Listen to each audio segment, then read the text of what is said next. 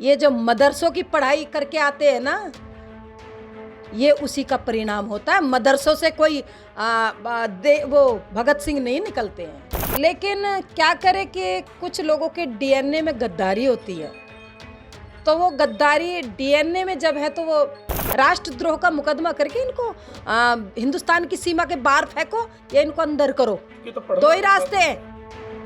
अपने विवादित बयानों को लेकर सुर्खियां बटोरने वाली विश्व हिंदू परिषद के नेता साध्वी प्राची ने भारत पाकिस्तान मैच में पाकिस्तान के जीतने पर कानपुर के एक इंजीनियरिंग कॉलेज के छात्र और आगरा के छात्रों के जश्न मनाने पर यूपी तक से बातचीत की, जिसमें उन्होंने मदरसों से आतंकवादी बनकर निकलने की बात की।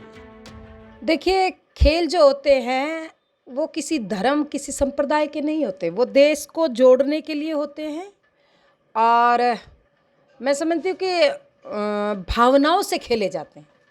लेकिन क्या करें कि कुछ लोगों के डीएनए में गद्दारी होती है, तो वो गद्दारी डीएनए में जब है तो वो जाती नहीं है।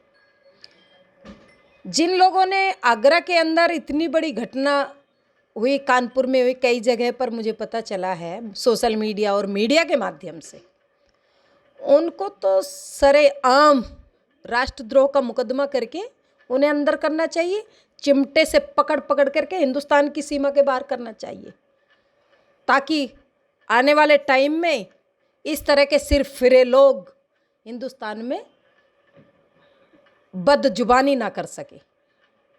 अभी योगी जी की सरकार है, आप किस तरह से उनसे अपील करते हैं कि कैसा कानून इसके लिए होना चाहिए? राष्ट्रद्रोह का मुकदमा होना चाहिए, इससे कम नहीं होना चाहिए। और इनका डीएनए, क्योंकि ऐसे सिरफिरे लोगों का डीएनए निश्चित रूप से जब इनका चेक होगा तो इनका बाप पाकिस्तान होगा, तभी तो ये, इसीलिए तो ये हिंदुस्तान के अंदर ये गंदगी फैला रहे हैं, हिंदुस्तान का माहौल खराब करने का काम ये कर रहे हैं। ऐसे लोगों पर कड़ी से कड़ी कार्रवाई जल्दी से जल्दी होनी चाहिए, ताकि दूसरा कोई सिरफिरा इस तरह के कोई और कदम ना उठा पाए।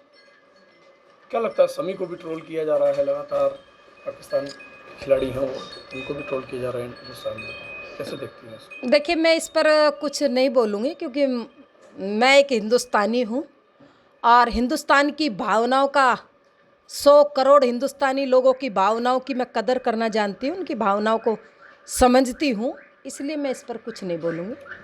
क्या लगता है आपको, सरकार को तो कठोर कार्रवाई करनी चाहिए? हाँ, निश्चित रूप से सरकार को कड़ी से कड़ी कार्रवाई करनी चाहिए, बिल्कुल करनी चाहिए। मैं भी मांग करती हूँ और योगी जी से मांग करती हूँ कि ऐसे सिरफिरे लोगों पर कड़ी से कड़ी कार्रवाई होनी चाहिए। क्या कार्रवाई होनी चाहिए? राष्ट्रद्रोह का मुकदमा करके इनको हिंदुस्तान की सीमा के बाहर फेंको या इनको अंदर करो। दो ही रास्ते हैं। ये तो पढ़ने वाले छात्र हैं, अभी इंजीनियरिंग की पढ़ाई कर रहे हैं, क्या उम्मीद करती हैं इनसे आप?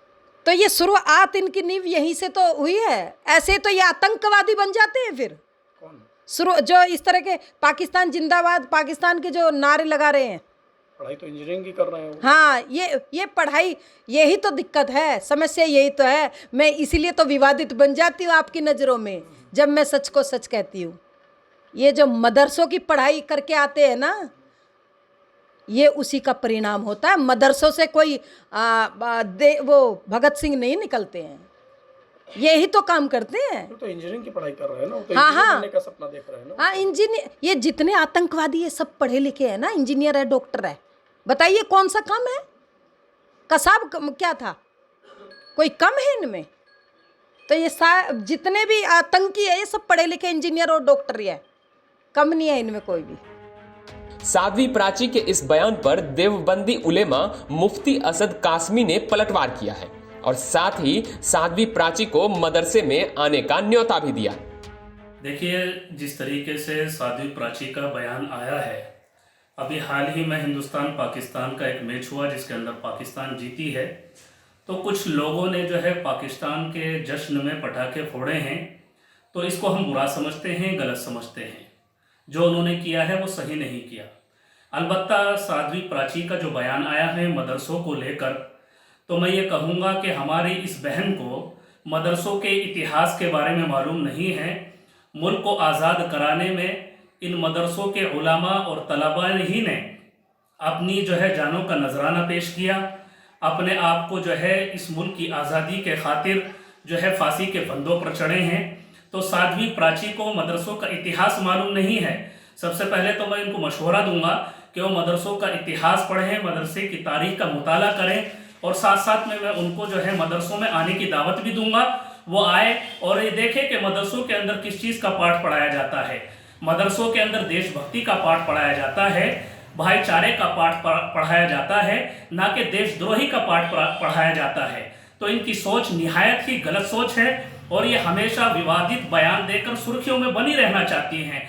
तो इनसे मैं कहूँगा कि वो आए और मदरसों का मुआयना करें और देखें। और साथ साथ में मैं हुकूमत हिंद से भी ये मांग करूँगा कि जो भी फिरका वाराना बयानात देते हैं, मुल्क का माहौल ख़राब करते हैं और हिंदू और मुसलमानों के भाईचारे को ख़तरे में डालते हैं, ऐसे लोगों के खिलाफ भी कानूनी कार्रवाई होनी चाहिए ताकि मुल्क का अमन व अमान बरकरार रहे, सालमियत के साथ में मुल्क हमारा मौजूद रहे। देवबंद से पिंटू शर्मा और लखीमपुर खीरी से अभिषेक वर्मा के साथ ब्यूरो रिपोर्ट यूपी तक।